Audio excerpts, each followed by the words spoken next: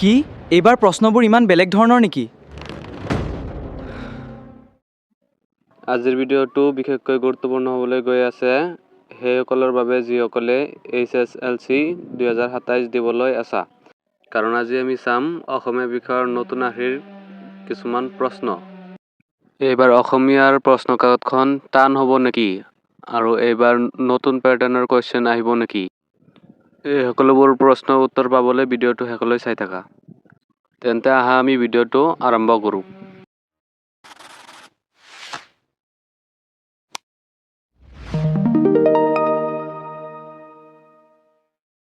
এয়া হ'ল তোমালোকৰ নতুন পেটাৰ্নৰ কুৱেশ্যন পেপাৰ। তোমালোকে কুৱেশ্যনবোৰ মনোযোগেৰে চাই থাকা। 1 ক ইণ্টাৰনেটৰ তিতা-মিঠা পাৰ্টিৰ লেখক কোন? খ অৰুণিমা সিনহাই আৰোহণ কৰা পৃথিৱীৰ সৰ্বোচ্চ শৃংগটোৰ নাম কি? 2 ক সংস্কৃতি বুলিলে কি বুজা? খ কৰবীয়ে ইণ্টাৰনেটৰ জৰিয়তে কি নতুন কথা শিকিবলৈ সক্ষম হৈছিল? গ উদ্যোগী এগৰাকীৰ প্ৰধান 2টা বৈশিষ্ট্য উল্লেখ কৰা। এইদৰে তোমালোকে ভিডিঅ'টো সম্পূৰ্ণ চাই থাকা আৰু কুৱেশ্যনবোৰ মনোযোগেৰে পঢ়ি থাকা। কুৱেশ্যনবোৰ বহুত ইম্পৰ্টেণ্ট আছে।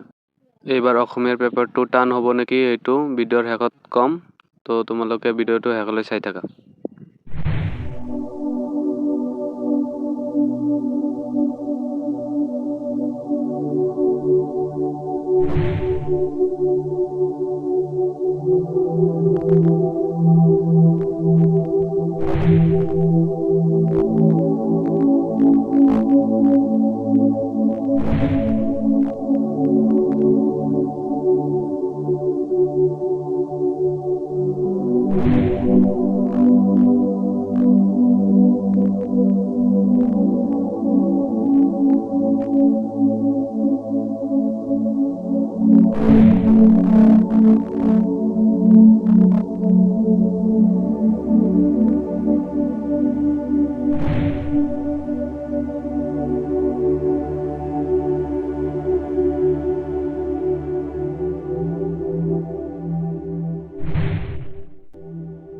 এতিয়া আহোঁ আগৰ প্ৰশ্নলৈ।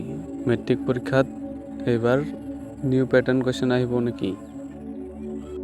এই প্ৰশ্নটো হয়তো তোমালোকৰ মনতো চলি আছে। এইটো এতিয়ালৈ নিশ্চিত হোৱা নাই বা অফিচিয়েল কোনো নটিচ অহা নাই। কিন্তু এইবাৰ অসমীয়া পেপাৰত নতুন পেটাৰ্ণৰ কুৱেশ্যন অহাৰ সম্ভাৱনা প্ৰচুৰ। কাৰণ তোমালোকে প্ৰিভিয়াছ ইয়াৰ কুৱেশ্যনবোৰ চালে গম পাবা যে অসমীয়া পেপাৰটো প্ৰত্যেক বছৰে কুৱেশ্যন কিছুমান ৰিপিট হয়।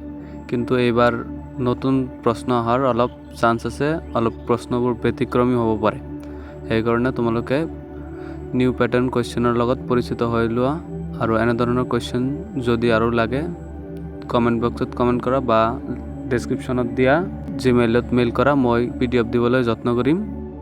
আৰু এনেকুৱা ধৰণৰ কোনটো ছাবজেক্টত ভিডিঅ' লাগে তোমালোকে কমেণ্ট বক্সত কমেণ্ট কৰিবা।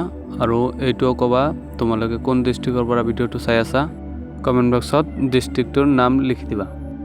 আৰু যদি তোমালোকে বিচৰা স্ক্ৰীণত দিয়া ইনষ্টাগ্ৰাম আইডিটো তোমালোকে ফ'ল' কৰিব পাৰা। তাত মই এনেকুৱা ধৰণৰ নোটছ দি থাকিম, তাত তোমালোকে বহুত সহায় পাবা আৰু মোক DM কৰিব পাৰিবা। আৰু ভিডিঅ'টো যদি তোমাৰ উপকৃত লাগি থাকে তেন্তে ভিডিঅ'টোত এটা লাইক কৰি দিবা আৰু চেনেলটো ছাবস্ক্ৰাইব কৰি ৰাখিবা আৰু বন্ধুবৰ্গলৈ ভিডিঅ'টো শ্বেয়াৰ কৰি দিবা। ধন্যবাদ।